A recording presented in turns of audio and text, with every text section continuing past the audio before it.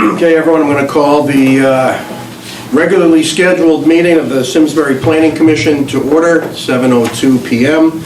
on Tuesday, February 28th. If you'd all please rise and join me in the Pledge of Allegiance. I pledge allegiance to the flag of the United States of America and to the republic for which it stands, one nation, under God, indivisible, with liberty and justice for all.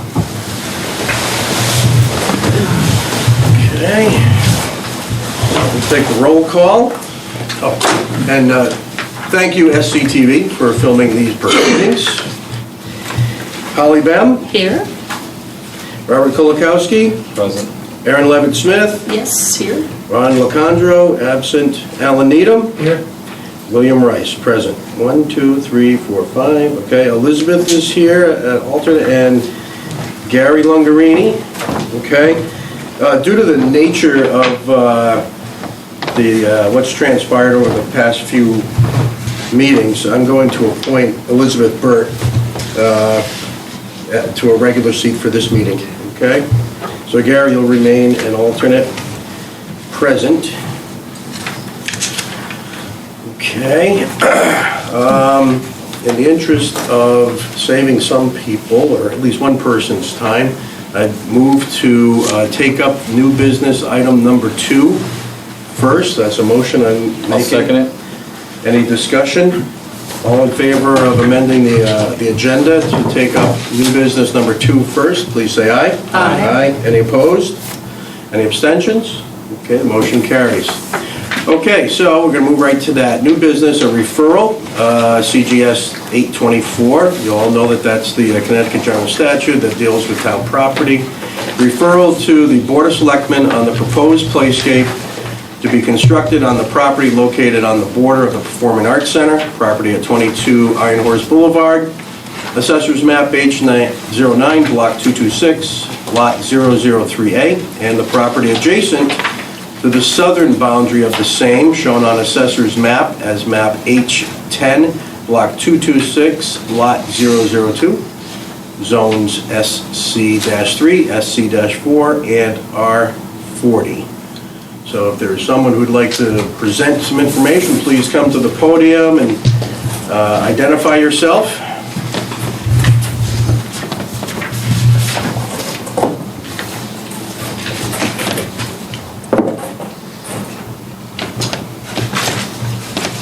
Good evening. I'm Kevin Quilty. I'm Deputy Chief in the Simsbury Fire Department and also the Fire Marshal for the fire company. Tonight, I'm very excited to say that we are requesting the okay to provide a playscape mock of a fire truck at the Rotary. This is in celebration or starting of our celebration of our 75th year, which will take place in 2019, but we want to have this as a kickoff in this coming spring, if it's possible. We've worked with the Rotary, we worked with Jerry Toner, Recreation, and everyone seems pretty positive and upbeat with this little project. The fire company is funding it, and we are going to be the ones actually installing it.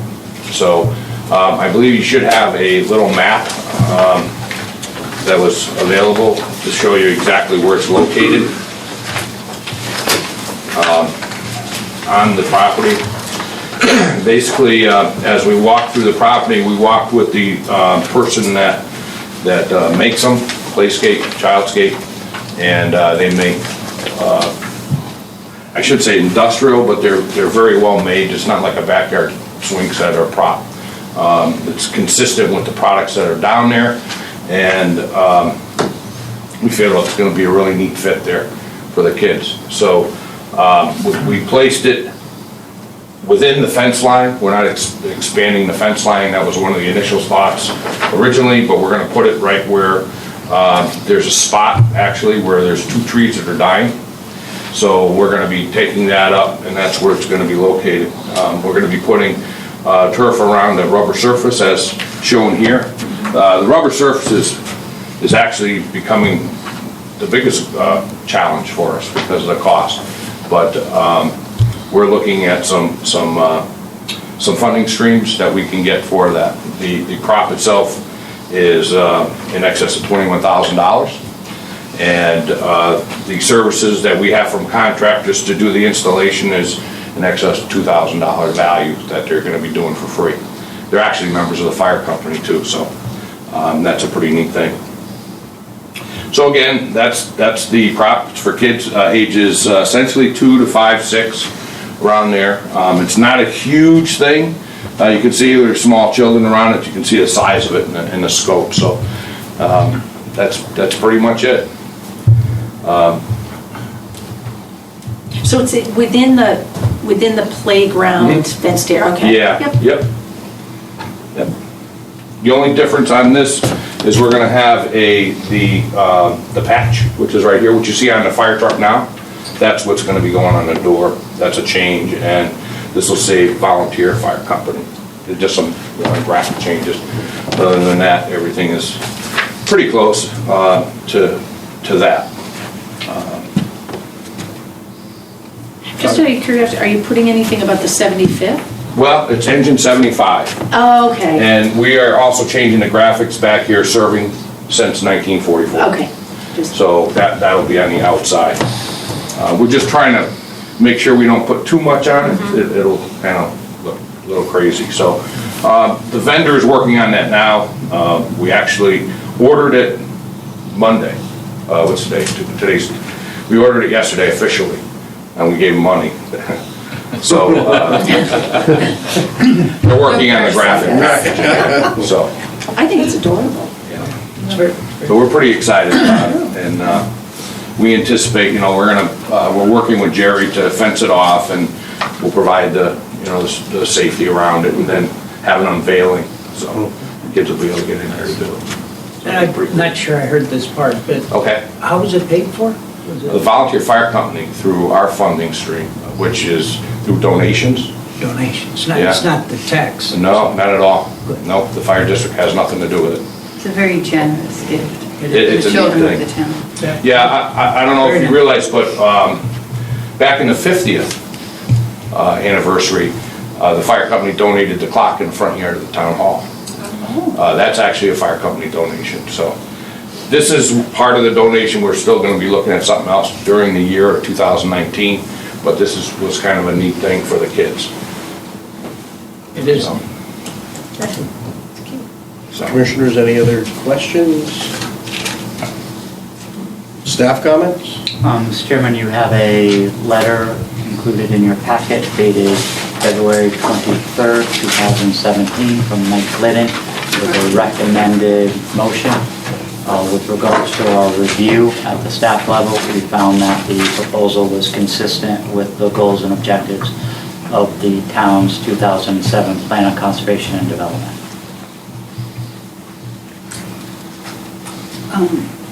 Mr. Chairman, I make a motion finding, I propose a motion finding that the proposed loafing structure. Hold on. Oh, You gave us to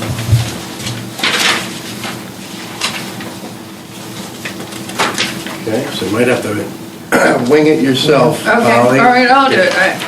I propose a motion finding that the I'll proposed just call, proposed, playground equipment okay. from the Simsbury Volunteer Fire Company at 22 Iron Horse Boulevard, Assessor's Map H09, Block 226, Lot 0038. Thank you, gentlemen.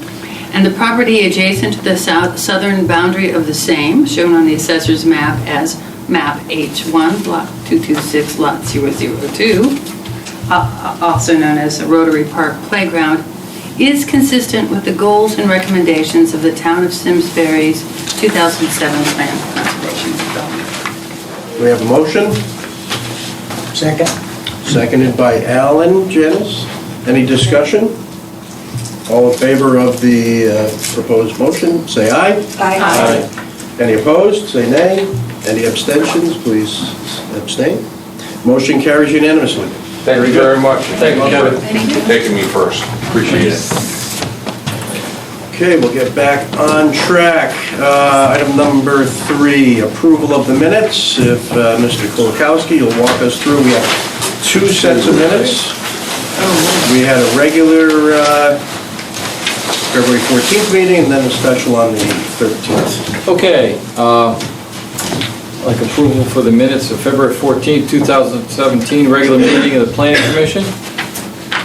Any changes on page 1?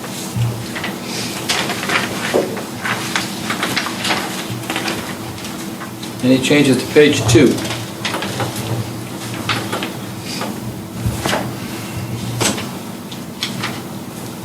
Okay, just to change, page 3, changes to page 3.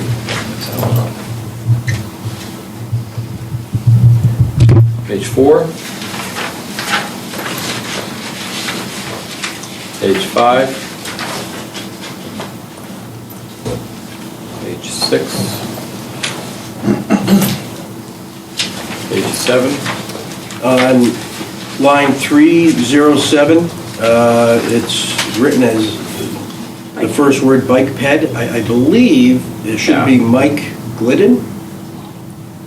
Yes, I think so. Mr. Rabbit advised. said like pet people were going to be at the meeting. Oh, Yes. bike ped people? Yes. That is- Oh, bike ped, What is bike ped? Bicycle and pedestrian okay, advocates. okay. Can we just add the word after advocates there, please, Sure. Janice? Thank you. Page- Also, I'm sorry, Bob. Yeah, Line 340, Commissioner Levitt Smith asked what PR 490 is. I believe it's PA 490? Public Act 490. PA, so that's there in 340 and 341. You know what, though, I don't, Someone else asked? no, but I don't think I asked at that meeting. I thought, were we, that This was, is the regular meeting, This is not the the regular. special one. yeah, no, I asked about, I thought the PR 490 on the 23rd, because it was part of the Plan of Conservation and Development. That's my recollection, but I don't, Janice, do you remember the She was- Well, I recording? listened to the CD. and Ah, that's what it okay. said. I don't know. I wasn't at the other meeting. So I must have. Jamie took the minutes of the 23rd meeting. This one she got off the CD, so it was recorded. Right, but Yeah. the only time I remembered asking about what the 490 was at the special meeting on the 23rd, so I don't recall, but. No, it's on the tape. Yeah, it's on Okay, well, then I must have. page 8. I'll entertain a motion to accept the minutes of the February 14th regular meeting of the Planning Commission. As amended. 2017. As amended. Thank you, sir. So moved. Second. So Alan seconded, Janice? Any discussion? All in favor? Aye. Aye. All opposed? Abstentions? Motion carries. Thank you, Bob. Okay. Planning Commission meeting minutes, February 23rd, 2017, special meeting, PLCD discussion. Any changes to page 1? Just, my memory's not that good. Line 28, I think we didn't get through all the booklets on the 23rd. So Yes. we established another meeting for the 8th. And that's separate from the joint meeting with the zoning commission, correct? Okay. Which is this Thursday, right? Yep. Correct. Joint meeting this Thursday, special meeting next Next Wednesday. Wednesday. Planning Commission only. Okay, both at 6 PM. Both at 6 p.m. Okay, no comment. No comment. I'll entertain a motion to accept the minutes from the February 23rd special meeting of the Planning Commission. So moved. So we have Aaron made the motion and Elizabeth seconded. All in favor? Aye. All opposed? Thank you, Bob. I abstained because I wasn't there. Oh, okay, so Holly abstained. Very good. Okay, on to old business. We have pending application 16-02, Mansour Prime Properties LLC agent, Royce Palmer owner, for a 19-lot affordable housing subdivision under CGS 8-30G on the property located at 80 Climax Road. When we last met, the commission asked staff and the town attorney to research certain subjects. Are you prepared to discuss these items? Yes, Mr. Chairman, I just need to grab one piece of paperwork Okay. from my office as Mr. DiCrescenzo could start.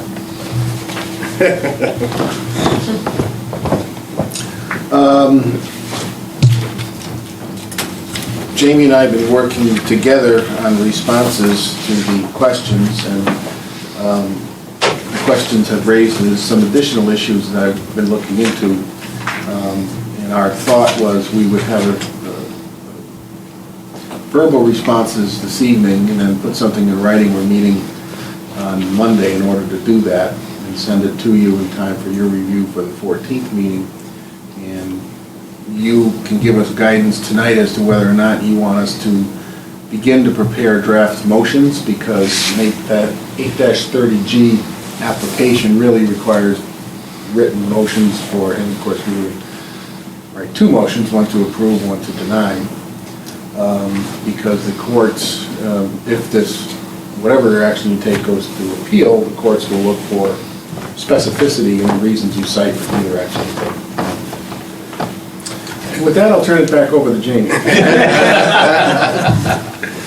We can knock off some easy questions. There was a question about the rational method versus TR55, and whether or not the town's regulations require an applicant to apply the rational method, or whether there is some discretion allowed. And both the, let me step back a minute. You really have three issues in front of you, big issues in front of you. One is the intervenor issues, which we'll discuss separately.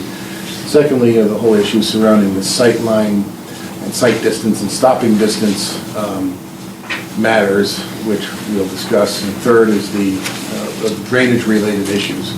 This falls into the category of the third issue, which is the drainage-related issue. Those standards come out of the Highway Construction and Design Standards for the town of Simsbury, which is a document that was adopted November 24th, 1981, and revised January 1998.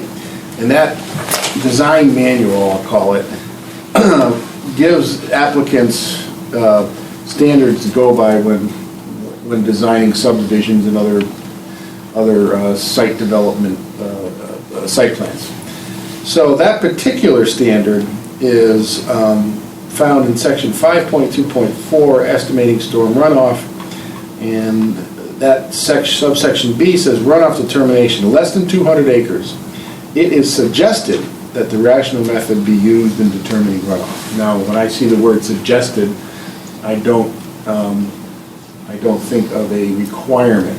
It is simply a suggestion. And what's important here is that a industry recognized standard be used to estimate stormwater runoff. And from everything that you heard and everything in the record, the TR55 is an alternative industry standard that some engineers use or prefer over the rational method. You also heard, I think, that one is a more static, the rational method may be a more static standard. I'm not trying to make a pun here, but the TR55 may be a more fluid standard. Is that fair to say? Yes. And you also heard testimony about the rational method is an older methodology, and the TR55 methodology is a newer, more precise standard.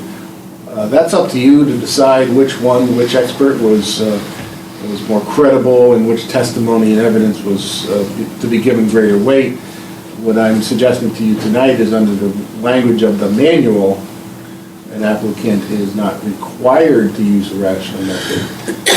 Don't you agree, Jamie, that? Yeah, and again, there's two sections, as Bob has mentioned. There's section, well, he mentioned one, section 524, and the terminology is it's a suggestion to use the rational method. TR 55 is the predecessor to the Soil Conservation Services TR 20. In essence, are a computer-generated version of the rational method, where you can put more inputs into it. So some would say for larger drainage areas, when there are more inputs, and you're looking at the implications of it run after run after run after run, affecting either a pipe inlet or sizes for pipe, you go to the 55 because it takes into more considerations in a complicated manner. When you're on smaller sites, it has been accepted to use the rational method on smaller sites. The other reference in the public improvement standards of the highway construction design standards is a reference in section 5, specifically 5.1.5, with regards to DOT's drainage manual, that when you're doing drainage, you should refer to DOT's Form 811, which has been revised. I think they're up to version 816. And that's DOT's drainage manual. But again, it says the following documents are required or suggested as references in using this document from DOT Form 811. There's no terminology in there that says an applicant is required to, or terminology shall, will, or must. The language is suggested. And it's also important to note that the town engineer accepted the calculations as presented by the applicant. He had some issues that he wanted to address based on the methodology, but he did not, I don't believe that he totally rejected the methodology. He had some concerns about some of the conclusions drawn from the data that was derived from that methodology, but he didn't say, don't use TR 55, use the rational method, or, so on that issue, that so-called town standard, I think, is flexible enough as written to allow an applicant to use TR 55. Or the rational method. Or the rational method. And also, you said they hadn't updated the regs since 1998. I mean, that's almost 20 years ago. Yes. Which a lot can change, and we know technology in that 20 years, so. That's right. The fact that the regs were not updated, I mean, they haven't been updated in almost 20 years, I mean, could play into some of this as well. That would be a consideration for the commission to think about when you're thinking about what weight to give the competing data on both sides of the argument. And the town. It's not to say, however, that the 1998 update is less reliable because it hasn't been updated. Right. So just to be clear, the rational method is a generally accepted engineering standard for runoff.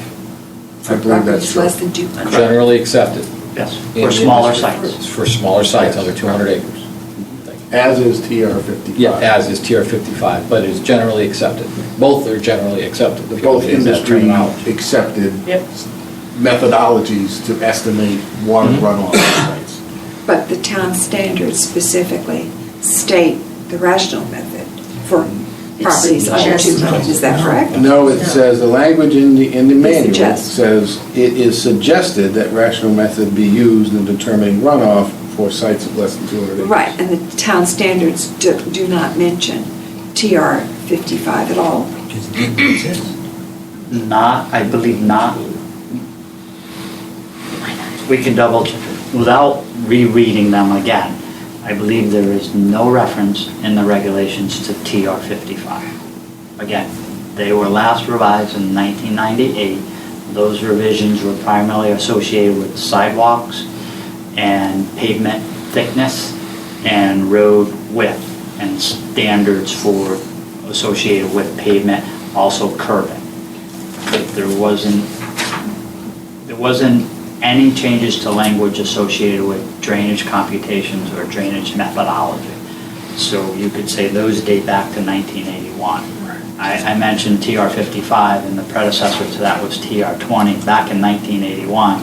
If the regulation looked at the computer model, it would have referenced TR 20, not TR 55. The only other reference is to the DOT manual 811, which in essence looks at the same aspect that our regs do. Under 200 acres, you look at rational. Over 200 acres, they make the suggestion you go to the computer model, which would be the TR 55. But when you said the town engineer accepted the methodology, and if I remember correctly, The calculations. the calculations, but he had questions, which then they went back and addressed, Yes. right, which were acceptable, okay. The town, if I may, the town engineer didn't reject the calculations prepared via the rational method. He had questions about the impact associated with the resulting stormwater that was calculated using the rational method. They responded to his comments. I'm not making a statement that he accepted the response. They responded to his comments in an attempt to address them. We do not have a letter in the record that I'm aware of from the town engineer that says all of his issues associated with their drainage scheme have been resolved. But that would be the TR 55, not the rational. No. No. All right. At the last meeting, didn't we, I remember seeing that there was a comment, or a summary by you, I believe, that the town engineer would be submitting further documentation to us regarding our questions. So we could expect to see some kind of answer to the applicant's response? We are looking for, one of the purposes of tonight's meeting is to solidify the issues you have remaining. And if you have additional issues or questions that need to be raised, the town engineer will weigh in on those.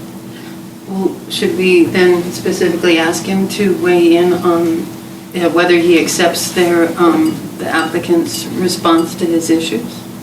In my discussions with the town engineer's primary concerns, and they are in writing, are at the ultimate outlet to their proposed drainage scheme.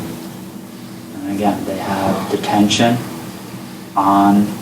internal to their project, which is piped to an end wall on Climax. It goes underneath Climax Road, and then it sheet flows to Wheeler. Once it reaches Wheeler, water would end up in the gutter of Wheeler Road. We do not have an analysis about the capability of Wheeler Road to handle that gutter flow.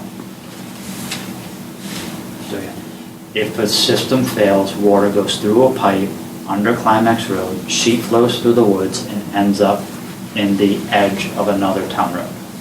So I guess we need to know if he accepts that, because we're not engineers. So we don't know if that's a rational or correct response or satisfying response. So we need to know if he accepts that. I know he is concerned about the sheet flow overland to the northern gutter of Wheeler Road. Once on Wheeler Road, he's concerned that could cause an icing problem during winter weather conditions. That's if something upstream fails. That's if any water leaves the site from the detention basin. There is a low flow outlet and a high flow outlet. So could we get that in writing from him? Would like that. Yes, we'll get something in writing from you. Yeah. As designed, the water is supposed to end up in a town sewer. Stormwater does not end up in the town sewer. It ends up in the water course. There's just catch basins, Yep. pick up water in the proposed road. Yep. That water that is collected in the catch basin is piped to two basins. Yep.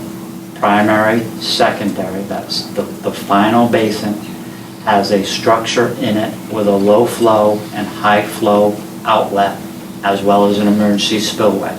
If water leaves that basin, it is piped roughly 500 feet to the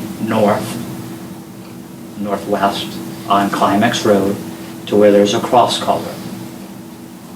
It leaves the pipe, lands on the ground, then it flows into that pipe, or it's planned to flow into that pipe to the south side of Climax Road. From there, it sheet flows through the woods, or travels through the woods on the ground, and there is no additional structure before it hits the edge of pavement or the gutter of Wheeler Road. Once it's on Wheeler Road, it would travel in the gutter to the next lowest point, and then there's a cross culvert, which ultimately discharges under Evans. There is not a structured system from the beginning of the flow to the end of the flow. There's a gap. And it leaves the structured system, which they've proposed, flows over ground and down a gutter of another town road, eventually into another structured system, which carries it to the receiving water course, which is a little, I hesitate to call it a brook. It's not quite a brook. It's a seasonal. It's an armored channel. And there were photographs of that armored channel between Wheeler and Evans in the REMA report. And that's the ultimate receiving water course, we'll call it, for the flow from the development. Does this commission have purview over that type of activity? Well, this commission has purview over the design and of a stormwater management system, sure. In fact, the design manual has a number of standards that apply to that. Who owns that? Oh, who owns that land, the woods that's going to have the sheet flow? I believe it's privately. Privately owned. Is that an issue, having sheet flow running across somebody else's property? Well, correct me if I'm wrong, there's discharge from other stormwater systems into that same area, isn't there? Yes.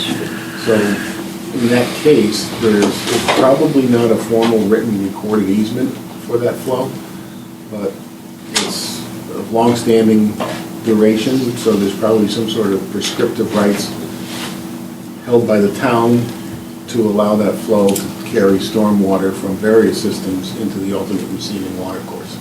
Is it wetlands? The woods are not designated wetland. What the Highway Construction and Design Standards state in section 1.11.1E, and again, I have some gaps in that the drainage discharge,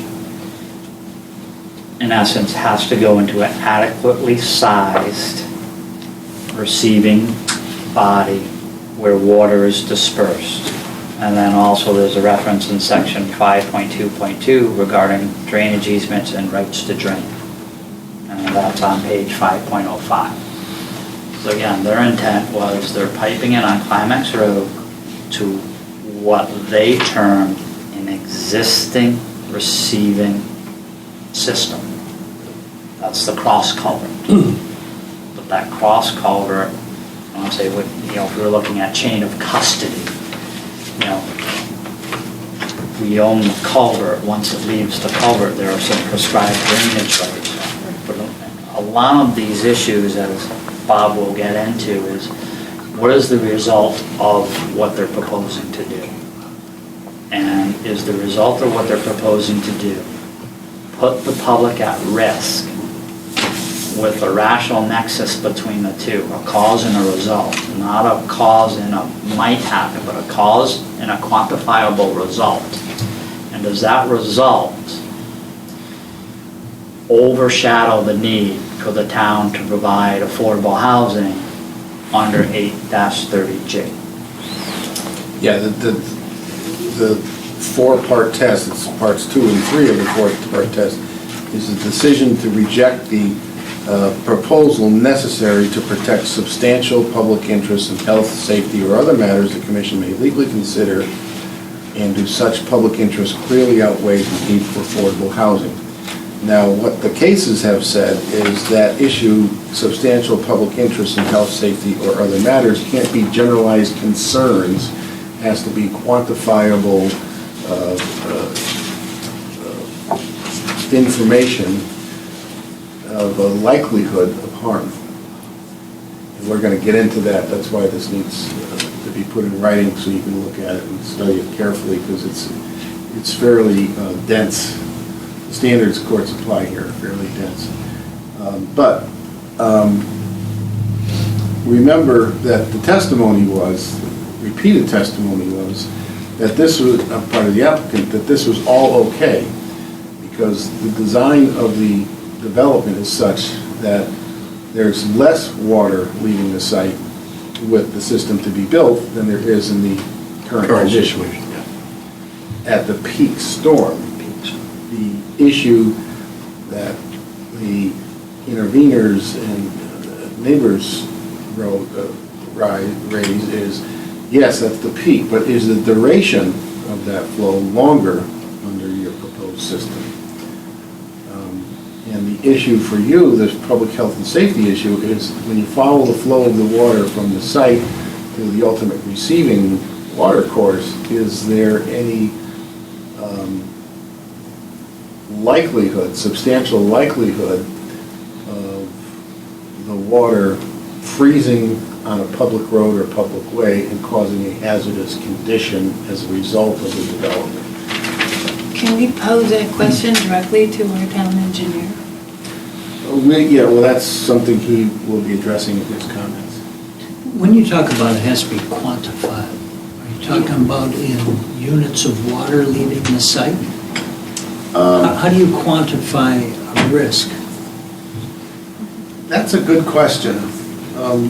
Quantifiable means, you know, we have X volume of water and a storm of 25 years and it's going to flow for this duration, and there's a strong likelihood, not a certainty, but a strong likelihood of a potential for public harm. And you can read 10 of these decisions and, you know, all 10 have a slightly different formulation of what exactly quantifiable Nobody certainty has is. to give a number on the number of gallons leaving the site within a certain time period with the temperature of so-and-so for so many hours. You don't have to get that far. I don't know, I don't think so. It's not to that level of certainty.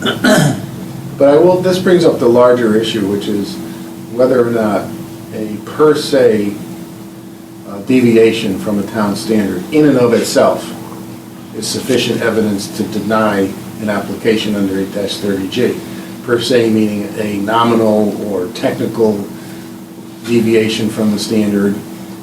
And courts have consistently said per se deviations from town standards is not enough, absent just sort of evidence we're talking about of the resulting harm that comes from that deviation from the town standard.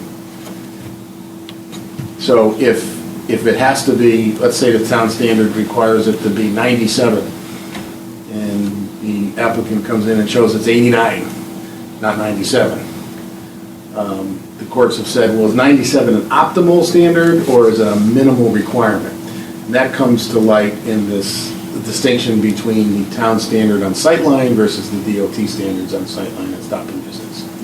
And at least one court in Avon, a 1990 case, addressed that exact issue. The town of Avon has a very similar standard, 20 feet back from the road, 350 feet in either direction, and the applicant in the 1990 case complied with the DOT standard. And the Avon Planning and Zoning Commission rejected the application, not just for that reason, but 5 other reasons. And the court said, you know, the deviation from the town sightline standard, that was an optimal standard. And the applicant is not required to meet an optimal standard, it's required to meet a minimal standard, as long as the minimum standard protects the public health and safety. Now, I'm not telling you that Avon example is conclusive of what you have in your record. I'm just citing it because it's the same topic, the same standard, same type of standard, and will give you, when I fully flesh it out, will give you some parameters for your discussion on the deviation from the town standard on sightline. But I'll reiterate, per se deviations are not sufficient evidence in and of themselves to reject an 8-30G application. It's only when those deviations can be shown through the evidence in the record that they create a substantial likelihood of harm to the public. And what sort of evidence in the record would you have? Well, you've had experts tell you that, we use a sightline example, and Jamie telling I'm mischaracterizing it, that creates the failure of the applicant to meet the town standard creates a substantial likelihood of harm. So evidence is someone saying that? Well, an expert saying it.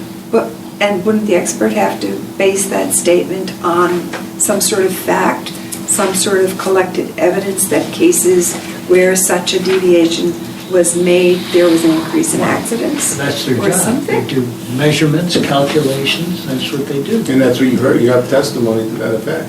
Yeah. I don't know if the intervener's traffic expert went as far as saying the deviation from the town standard will create a dangerous condition. Did he say that? No, I didn't see that. He was not that definitive. we pressed him to Yeah. make that decision. But that's what you have to That's go what on. we're asking. That's what you have, only what you have in your record. Yep. And that's, if there's someone out there that could bring in new evidence, you don't have it, and you can't rely on that. So in our case, would public safety, would the highway department provide evidence to support the contention that it would be dangerous to waive the town standard? Well, you don't have that in your record. Even if they would, they can't now. What you have in your record, I believe you have in your record, that there is a very low incidence of accidents on that section of Climax Road. You have 2 traffic engineers that have differing opinions as to whether or not the DOT standard is sufficient to protect public safety, or if the compliance with the town standard is required to keep that intersection safe. There are a number of cases that I've found that deal with this intersection safety issue in 8-30G, and what a reviewing court would look for in the denial of an application on that basis is real hard, tangible evidence that it's just flat out dangerous the way it's designed. And you're going to have to make a judgment whether you meet that standard or not, based on what you've heard. How about in this case, there are actually 2 issues with the entrance and exit for traffic. It's not just the sightline issue, but it's also the distance between this egress and ingress and the violating the town standard to the next road, the distance between the 2 roads. So when 2 factors come together at the same time, presumably we can give that a bit stronger weight than, say, in the case of the town of Avon's precedence, it was just 1 factor. I think you can, but again, the per se failure, the failure of the applicant to meet the per se standard of distance between intersections in and of itself is not a valid basis for I'm referring denial. to the 2 together. The 2 together, and what you heard about the impact of that would be something you could consider to determine whether or not the evidence rises to the threshold of substantial harm. Mr. Chairman, if I may, just to follow up on Holly's question, that Bob used the Avon case as an example of a standard that wasn't met, yet another standard was, and that was specific to sightline. Yes. Here you have, we'll say, 3 competing factors, and I believe they're all on the record. You have the issue that they do not meet the standard contained in your highway design guidelines with regards to sightline. Looking at the record, they don't meet all of the standards associated with DOT with regards to sightline measured at the edge of pavement with the intersecting road.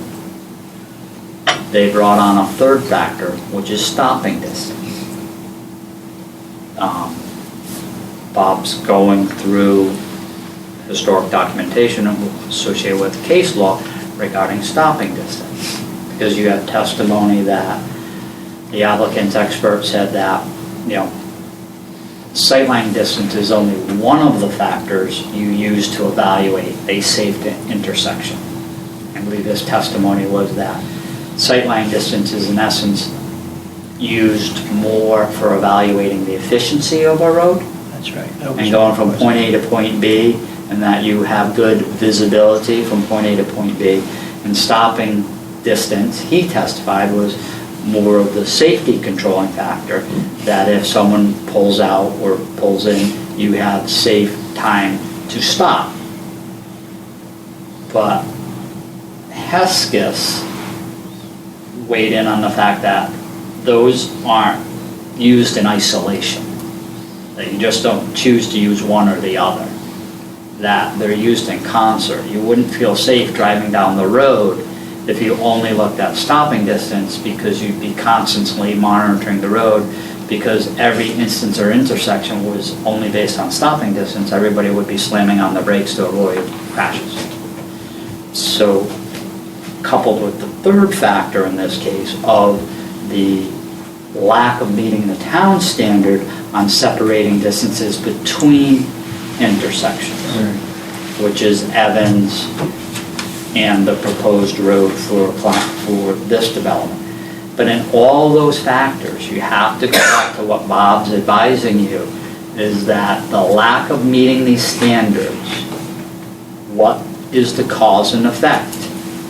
Is the effect of not meeting a standard jeopardize public health, safety, or welfare in some quantifiable form? It's not just we think it's gonna happen.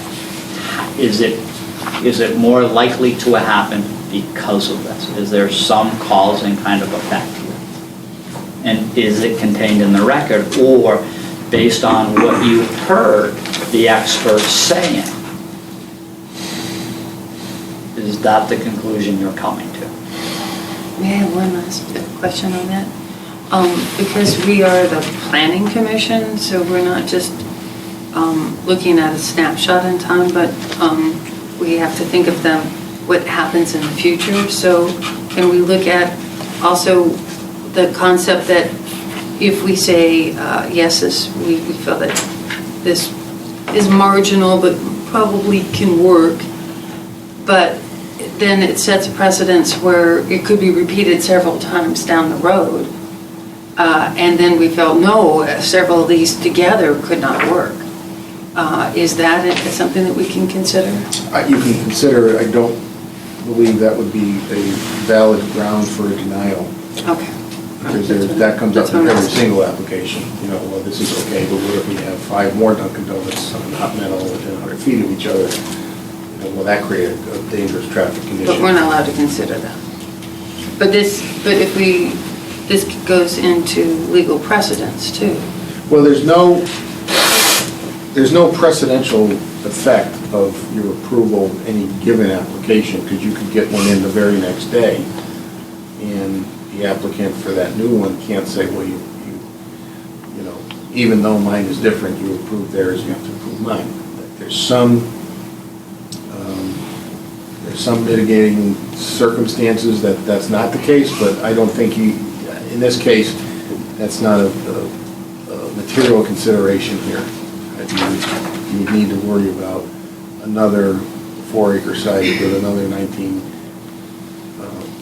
lot subdivision under 8-30G on Climax Road. So that wouldn't be a valid consideration in dealing with this application.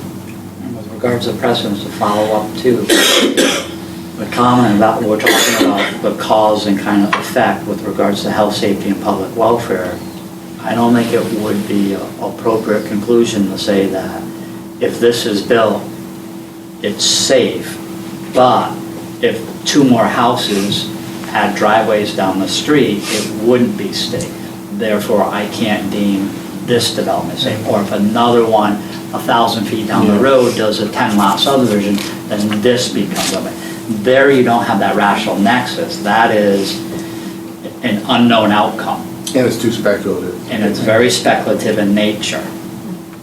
You have to really look at what is this, the result of this, what are the impacts of this proposed development as it relates to health, safety, public welfare, and does that potential harm outweigh the need to supply these affordable housing units in the community?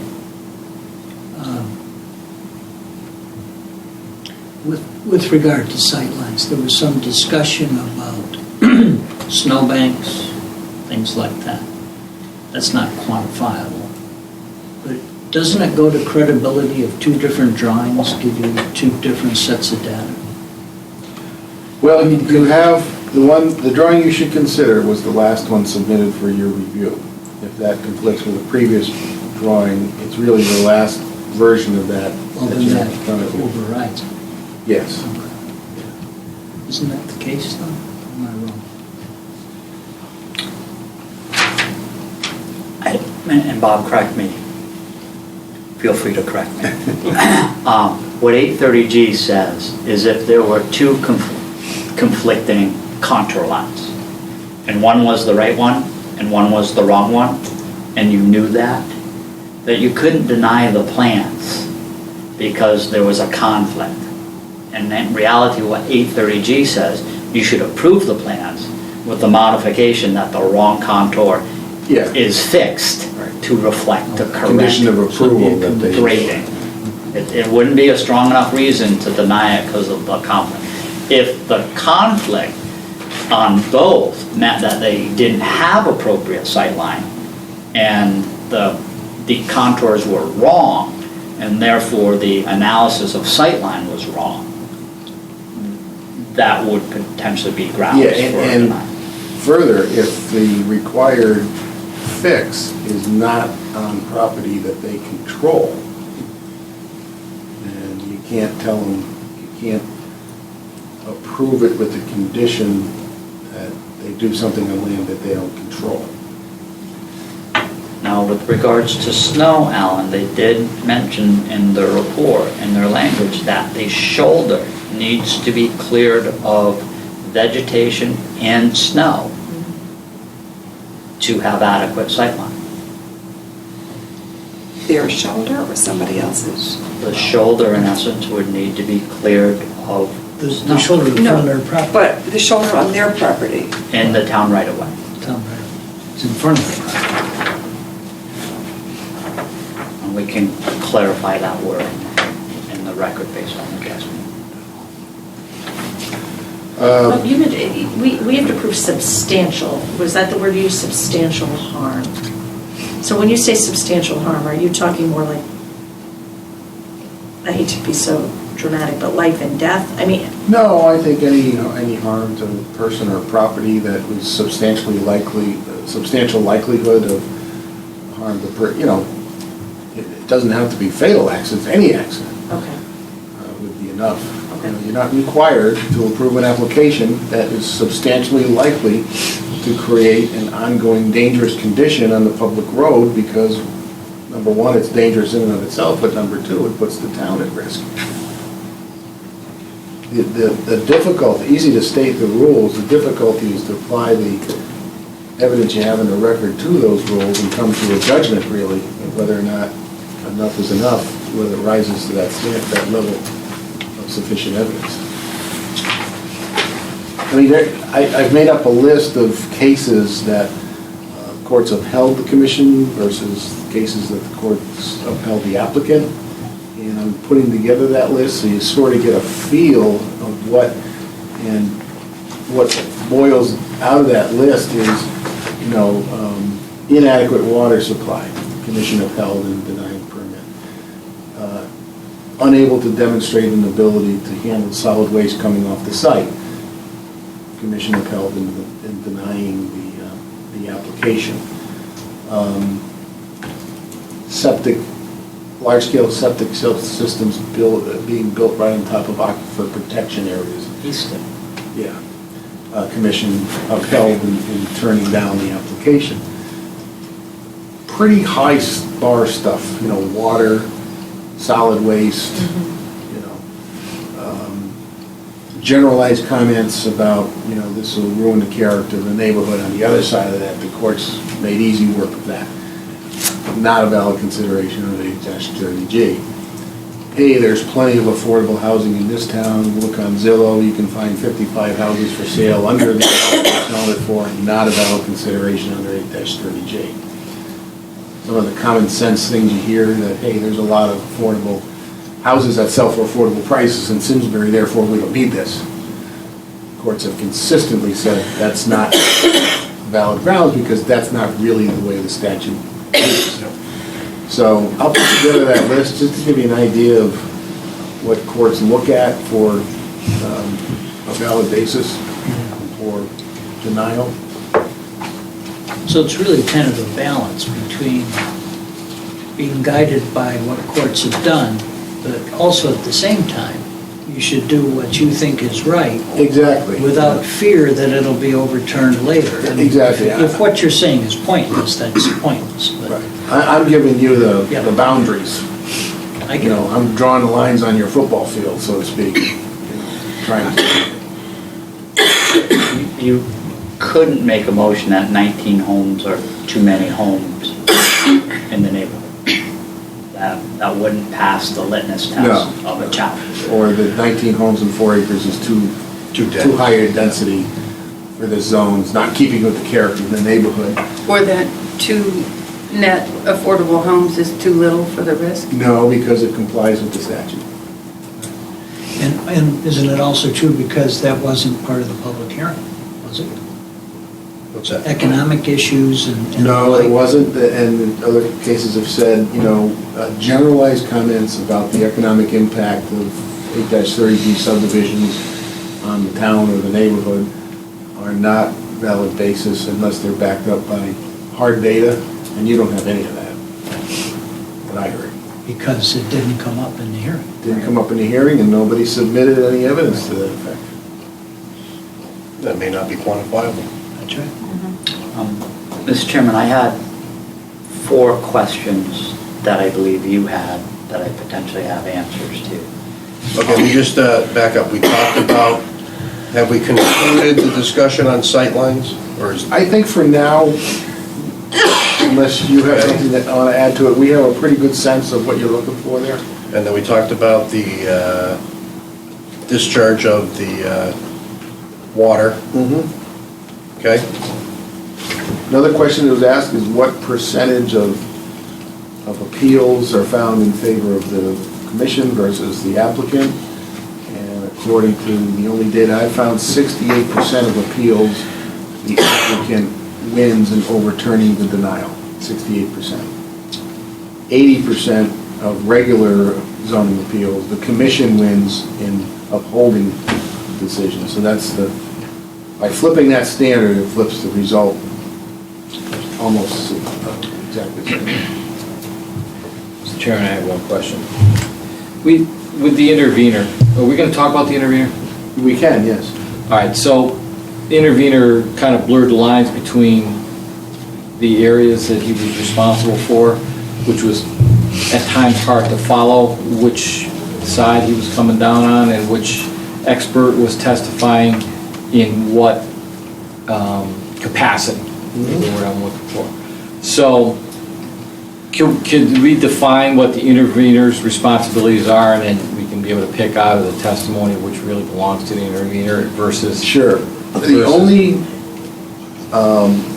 acceptable testimony on the intervention petition are those issues raised that affect the environmental issues that are within your jurisdiction as a planning commission. And we have a list of those. Okay, you have a list of those. It's their burden of proof to show that the land development is reasonably likely to unreasonably damage or harm the air, water, and other natural resources of the state of Connecticut, particularly the site in Simsbury. Now, what the courts have said in interpreting that statute is the only evidence that's permissible in front of the planning commission, admissible, I guess, is that evidence that directly relates to your environmental jurisdiction. Lots of times, planning commissions and other commissions hear about natural habitat, endangered species. The question becomes, do you have any jurisdiction over natural habitat or endangered species? To use two examples. If the answer is no, anything they said about natural habitat, endangered species, should not be considered in evaluating whether or not they met their standard. Now, we have identified those areas where you arguably have environmental jurisdictions, largely, I think, related to getting the water off the site. And then we're going to direct you to evaluate the evidence they presented on those issues in determining whether or not they met their burden of proof that the development is reasonably likely to do unreasonable harm to, in this case, the water resources of the state of Connecticut. Lots of times, interveners will say, this runoff will pollute the streams surrounding the site because runoff from roads has, brake pad dust in it and all these other things. True, but did they quantify the harm that comes from cars producing brake dust on this site? There you are with that word again. Yeah, well, that's right. That's right. It's quantifiable harm. It's not just generalized statements of potential, not even probable, but potential harm. It's quantifiable. That word harm. to me means I've got X units, or it's this big, or that heavy. How is it meant here? Same way. I mean, if you're gonna claim that there's damage to the water resources because you're putting in catch basins and water that is percolating down through the earth is now being channeled in concrete and sent somewhere untreated, I believe you've got to show how much suspended solids are going to get into that system untreated, and if that amount of suspended solids ends up in that stream, what's the likelihood of damage based on that volume of suspended solids? You can imagine a scenario where you've had, a pipe into a stream that has a very environmentally sensitive area, and if you're going to put a Home Depot with a 1,000-car parking lot, you can understand how someone could rise to that level of quantifiable harm. The question before you is, did this intervener offer evidence quantifiable, substantially likely to cause unreasonable harm to the air, water, natural resources of the state? So runoff from the intervener is only an issue he can address if it's associated with pollutant. Yeah, well, yes, you'd call it pollution, yeah, because that's harm to the natural resources. What did you say, Alan? What I said, that doesn't make it right, but what I said is runoff is only an issue from the intervener if it causes pollution. The runoff itself, it may be another issue, but it's not an intervener issue. Right, as another example, to give example of these sorts of things, there's lots of interveners will bring in data from the national diversity, what is it? Natural diversity data. Database, and will show in this particular area, large area, there may be the presence of this or that type of wildlife, timber rattlesnake, certain types of turtles, certain types of birds, and these species need X number of acres to have a sustainable habitat. And if this area is developed and takes away Y number of acres for that development, it diminishes the habitat. Therefore, it may diminish the sustainability of those species in that area. That's probably, not that you have that here, but that's an example of not enough to get you to that burden of proving. It's got to be something quantifiable, specific, directly related to the activity. Under the intervener's petition, there was discussion about sediment transport and erosion, sedimentation control, but said that sedimentation control measures, or the failure of them, cause environmental harm. But that's not pollution. sediment into a ecological scenario, could be pollution. Could be environmental harm. But did They they quantify it. quantify that? Just because sediment May, leave the site doesn't mean it causes environmental harm. Right? At So, a quantifiable level, at some theoretical potential level, maybe. But at a quantifiable level, to reach the standard of unreasonableness, and that's where the courts are hold interveners to this quantifiable, because you've got to get up to unreasonable. And it's hard to measure unreasonable unless you have something that is quantifiable. so would, this wasn't done, but would the intervener have had to find an example of a similar property with similar amounts of overflow into a natural water channel that became silted up? So a historical example that is documented. Would that have been considered evidence? It depends on how it was done. You have to relate I mean, that. it seems other you have to example. at least do that because you can't predict, you can't guess, right? No, you can't guess and you can't unreasonably predict or make unreasonable predictions based on suppositions and generalized statements of potential harm.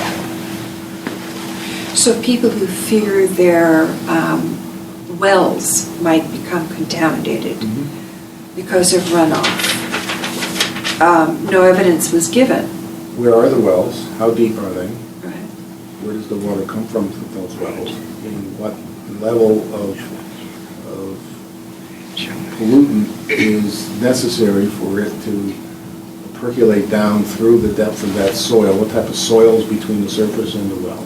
And we don't have any of that, do we? Not that I heard of. Even if that was the case, it wasn't testified to, so we can't consider it. So I'm saying. And that's what she was saying. I'm just saying it so I can. Just like they Well, we do need to read. so Jim, you said you had four Yeah, other items. I have Yeah. four, and I think one, and again, one I believe was addressed just in a question form. One's going to be a little bit of repeat, but you did ask the question, do we have any information on whether or not the town has waived the sightline standard previously? And that was asked 2 weeks ago. Based on our research, we do not have any information. In essence, we are not aware that any waivers have been granted on sightline. Who Second, does grant waivers on sightlines? Who does that fall? Planning Commission. Planning. The follow-up to that is, if you did, does the police department have any record of accidents in those locations where you've waived sightline? Since we weren't aware of any waivers associated with sightline that have been asked for and granted, we didn't follow up with the police department because we didn't know where they were granted. Just a little repeat of the TR55 versus the rational method. The town's highway construction standards allows a developer to utilize the rational method for calculating storm drainage when the size of the drainage area is less than 200 acres. Although the TR55 method is more rigorous than the rational method, it is not a required method of the regulations. There was a question on the affordability calculations. I have re-reviewed those calculations provided by their consultant, and they are consistent with the requirements of 8-30J.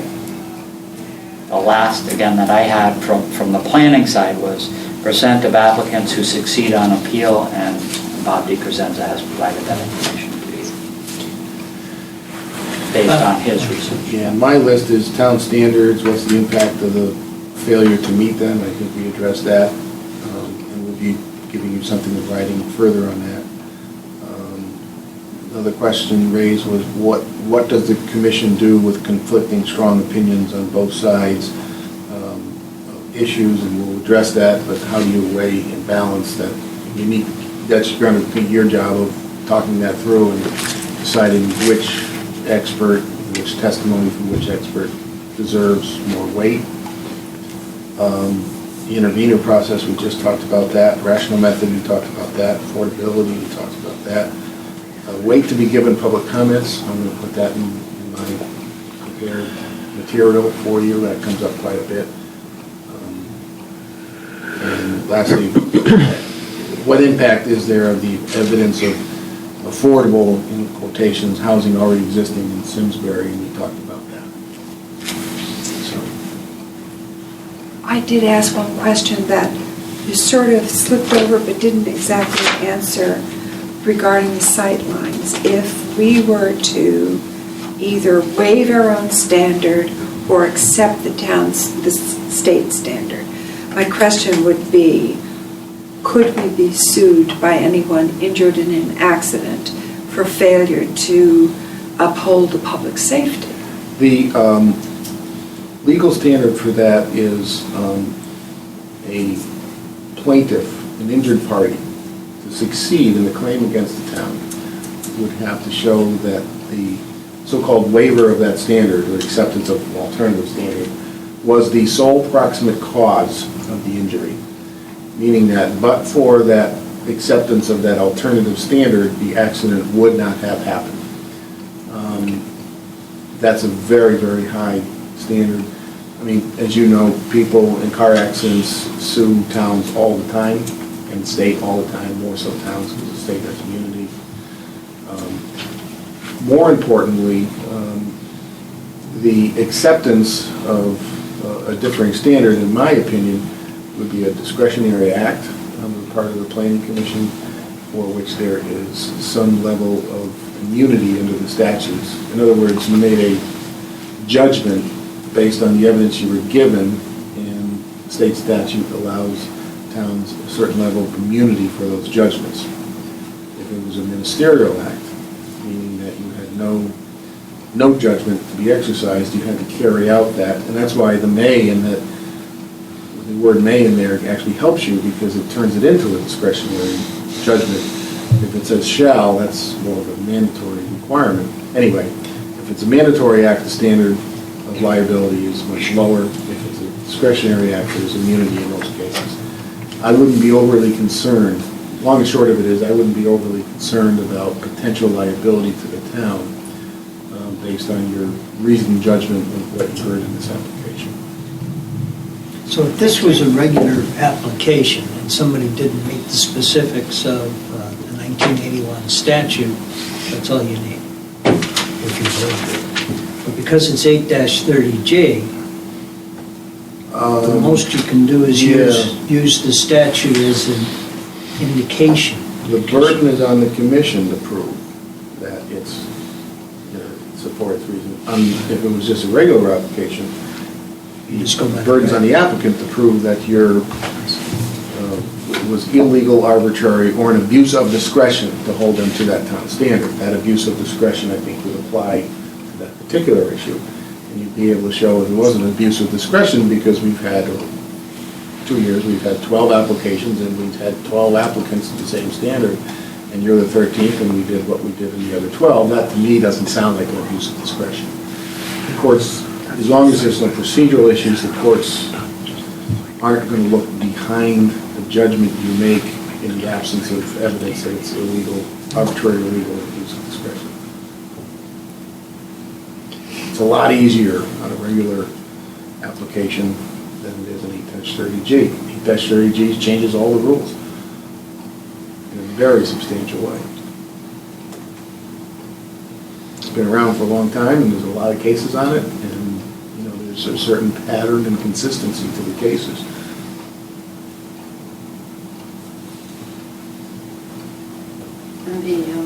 Evidently, the elected officials think that these are good statutes.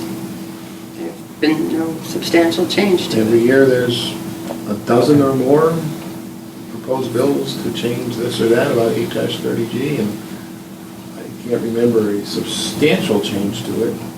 They may tinker with the standards a little bit, but there's been no wholesale change in the policy since 1979, 78 when it passed. You can thank Mount Laurel, New Jersey for all of this, by the way. We'll send him a thank you note. Why Mount Laurel, New Jersey?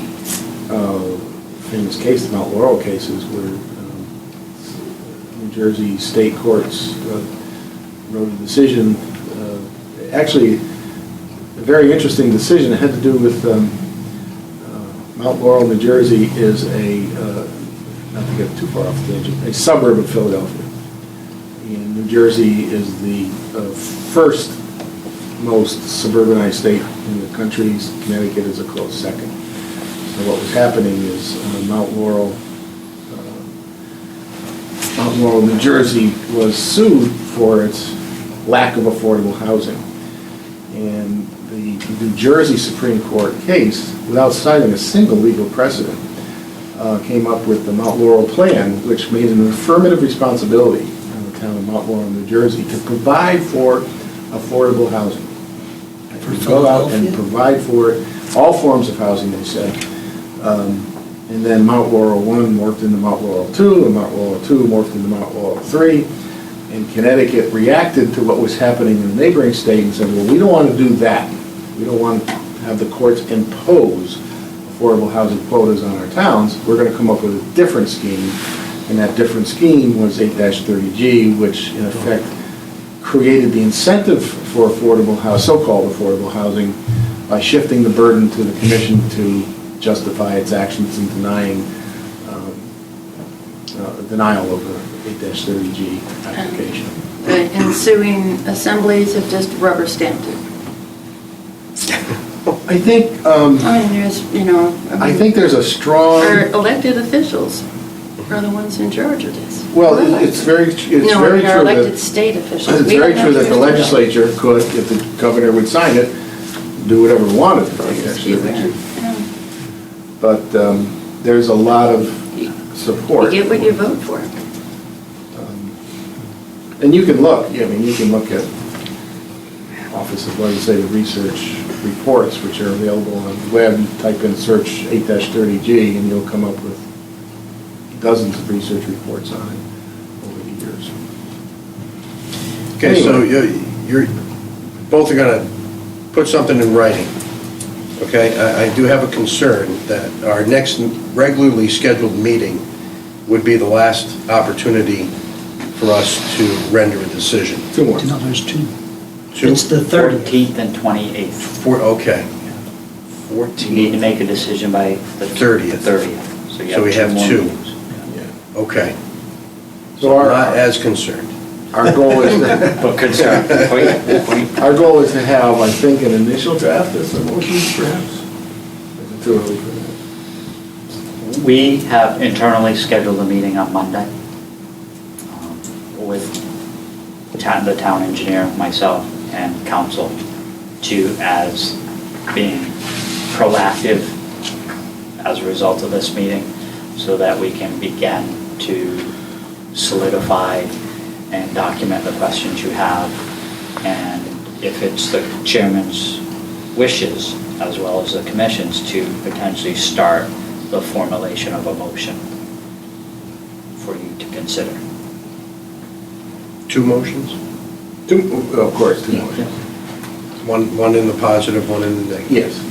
And there'll be 4 motions then, one for the intervener, Yeah. correct? Yes. And one for the application. Yes. You will have to act on the intervention petition. Do you do one at a time? Intervener first, for example? I think the intervention should be done first. Because that would either support or Yeah. not support. That's what I was Anyone The I've ever done, the application intervention decision. petition comes first.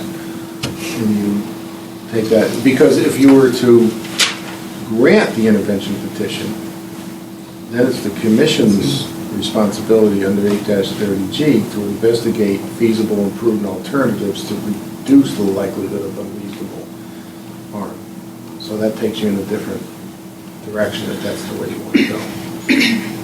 But we're going to meet Monday, and we're going to take as far as we can on the 14th, meaning that, there's a certain point we can't go beyond without input from the commission. So we're going to take you to that.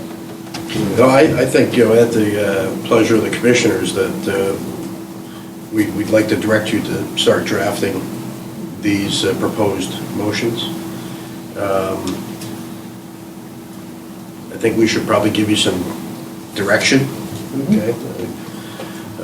In the event of, or the motion for a positive or acceptance of the application, okay, should be guided by the requirements of 8-30G and the applicant's successful testimony of meeting those requirements. Likewise, for the intervener, they have a standard that needs to be met, and an acceptance of that. We've already accepted their application to be an intervener, but their testimony,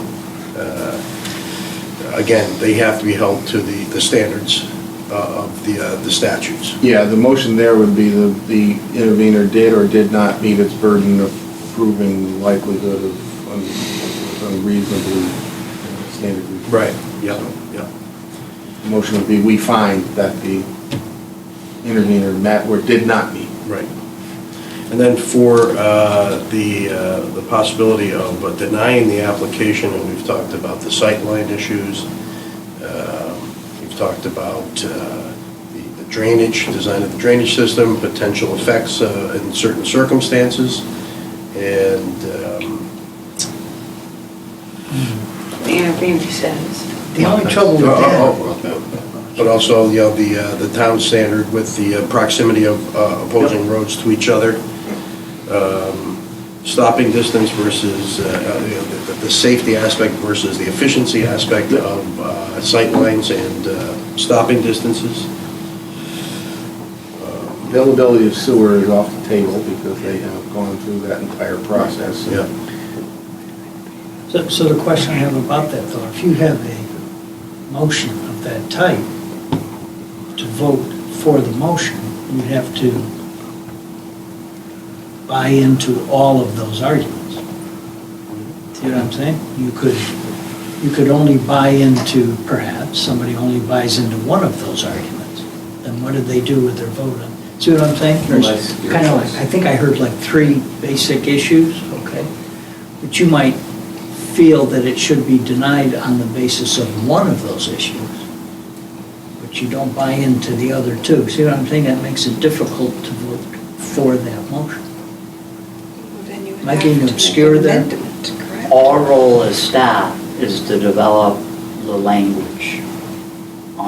Once the language is provided, it really needs to become your language and your motion. We're going to lay out the groundwork and the parameters for that. We'll have you. But prior to making a motion, you can discuss the draft and try and solidify the items that need to or not need to be included in that. And I think you'll have a healthy discussion about those items. And Alan, to your point, if you're going to make a favorable action, you have to agree with all of those All of them. items. Right, exactly. And if you can't agree with all of them, then you must not be in favor of it. And if you're not in favor of it, when you make your vote, you would state the reasons why you're not in favor of it. And that would help to clarify the record on why the vote was made in a certain way. And it's made in that way for the following reasons. I, Commission Member X, vote for this because I feel they've met their burden, or I, Commission X, do not vote for this because I feel they didn't, and here's why.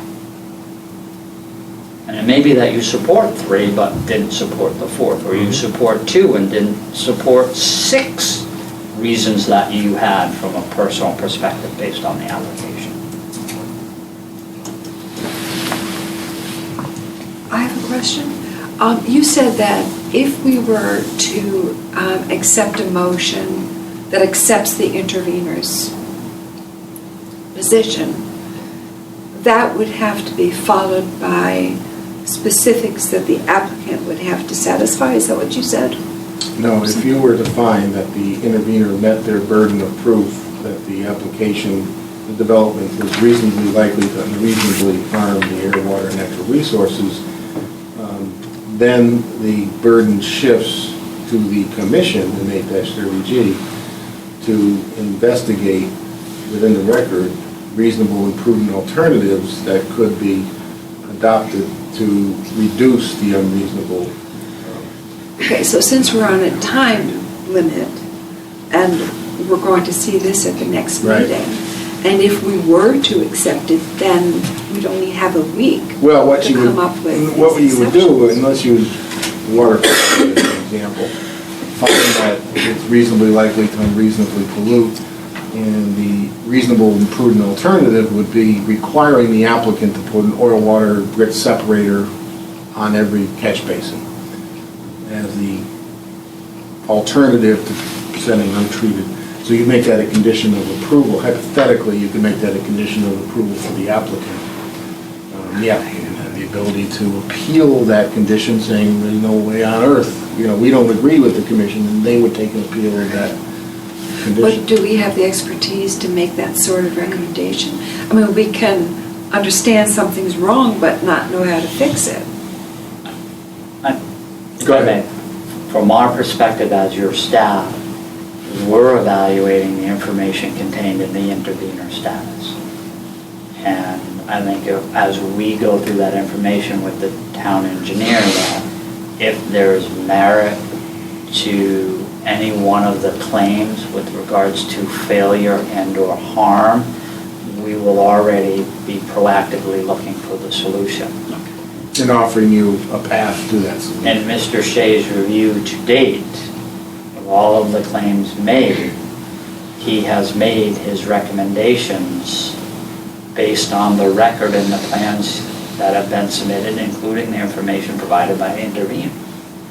So, I think if there was a likelihood for the environment to be polluted by perhaps oil, that the town engineer would have already recommended hooded outlets on all of the catch basins to remove floatables from the system and act as oil water separators.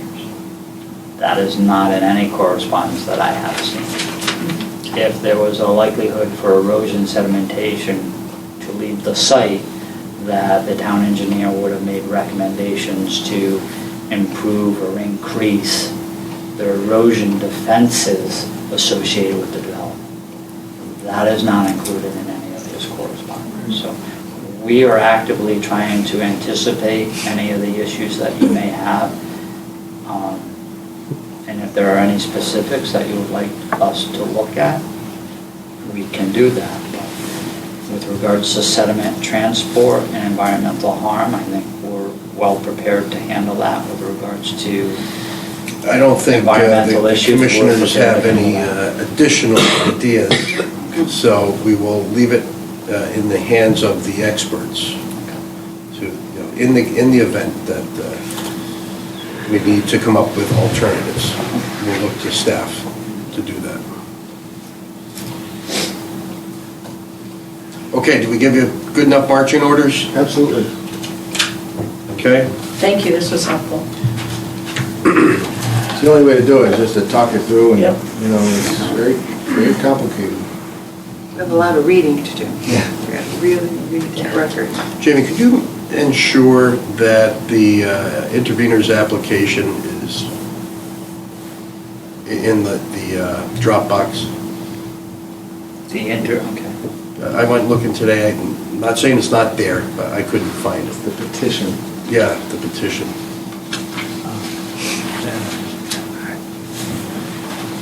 Okay. I will do that tomorrow. Thanks, thank you very much. Okay, next item of business, we have an application that's been accepted, number 17-01, Dorset Crossing LLC, owner, the revision of the layout of the temporary cul-de-sac resulting in the re-subdivision of the properties located at 115 Castor Bridge Crossing. We have previously scheduled a public hearing to open on March 15th. It's our next meeting. Which is our next meeting. There is, Mr. Chairman, a likelihood that we will have a request from the applicant to have you open that hearing and continue it to a subsequent meeting. They're still working with the Conservation Commission. Do you think they'll be presented anything that night? I will know more next week. Okay, well, in the event, we need to look at it anyway. Yes. Okay? Whether there's testimony or not, it's kind of immaterial. And again, just, the purpose of coming back before the commission is to make a revision to the road.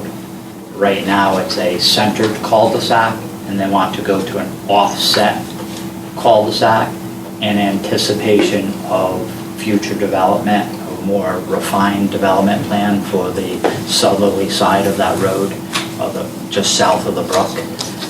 So again, really, it's I want to say an engineering and public works endeavor with regards to the review of, you've already approved the road, the cul-de-sac length, the turning radiuses. Instead of having it centered on the road, it's going to be offset.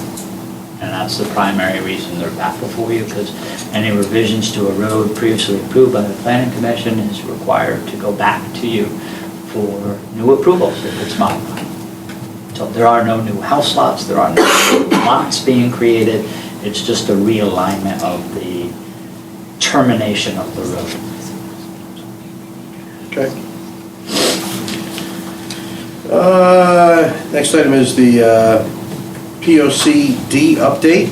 I don't know if we want to spend a lot of time on that. We're going to meet with the zoning commission on Thursday of this week. Should we know where? Yeah. Oh, so in this, okay. This is Thursday, 6 o'clock, and location to be determined, or? I believe we are here. It's here. Okay, so in the main meeting room. We'll send again a bulletin out tomorrow as a reminder. Okay. We haven't heard that anyone on the zoning commission does not plan to attend. Right, so just by a show of hands here, who plans to attend Thursday? Good. Okay, And excellent. we'll set it up with a bigger kind of rectangular Yeah, table. what do we that everyone- expect, how do we expect it to go down? Glenn, we have sent the zoning commission all of the information and direct links to the booklets to date. Glenn has a kind of a summary of the issues to date with regards to where you saw public input and what those issues are. And I want to say, I'm going to have Glenn, I don't want to say lead the discussion, but kind of steer the discussion, because the difficulty is you've gone through booklets 1, 3, and 4, you still have 5, 6, and 7 to get through. We're doing that 2 weeks from tomorrow. But again, hone in on what you feel the issues are in the community without maybe bogging And are we down trying to to specifics. gauge a receptiveness from the zoning commission for taking on potential action items? Yes, and also a general but yet frank discussion on the terminology associated with the verbs that I think through Glenn's suggestions and your work as the commission responsible for the creation of the POCD, your inclination is to be a little stronger. I don't want to use the term aggressive, but use stronger action verbs than perhaps were done in the 2007 plan. But in doing that, you're also taking, in essence, 200 recommendations, focusing them down to 100 recommendations, and trying to seek action on those 100. It's also to garnish support and build relationships with zoning, because for the majority of the items contained in the POCD, they are the implementing community. We're going to look for things if they say, absolutely, we're never going to take this up, maybe we shouldn't put it in the POCD. Right. Yeah. Or you change the verb, you know, to evaluate versus Implement. You know, to encourage versus implement, to evaluate, investigate versus implement. Of course, it's a 10-year document, and there'll be a couple elections during that period, you never know. There will be 5. You just There never will be know. 5 during that. Yeah. Hopefully 1 planning director. Bring some stability. Not that there hasn't been instability, but yeah, I mean, Okay, good, I'm looking forward to that. I think we had a real good session last week, Yes. going through the booklets. Mr. Chairman, just before we move on, Glenn wants to remain focused for our meeting 2 weeks out, that it's, in his view, really important that we get through booklets 5, 6, and 7 that evening. I think it's 1 week out. 1 week from Next tomorrow. Wednesday. Next That week Wednesday. from tomorrow. Yeah. That we work very hard on getting through those, because that will, allow Right, him. he wants to start putting. He wants to be fully meat on the released. bones. To write your plan. Yeah. Did you review 3 at the beginning of last Yes. week's meeting? Oh, because so and then we got through 4, so, okay. And Holly's ahead of the game, because we Yeah. have comments, booklets 1 through 7. Thank you, Holly. I thought we were all supposed to come with our. We did. A list of our. Everyone has, Oh, but still with those lists in hand, and, everyone has marked up copies. Yep. We just didn't get through it. If you got through 3, Right. excuse me, 4, and we still have 5, 6, and 7 left. And Gary, in a workshop scenario, you're welcome to participate next Wednesday. Okay, thank you for the POCD update. The next item on the agenda, any correspondence or anything else you want to bring to None, our that's attention? Okay. The next item is adjournment. Motion to adjourn? Second. Geez, everybody wants to say. Okay. All in favor of adjourning, please say aye. Aye. Any opposed? Any abstain? Motion carries unanimously. Thank you. Thank you, commissioners. They're a very patient bunch. Funding for Simsbury Community Television is provided in part by contributions from viewers like you. Thank you.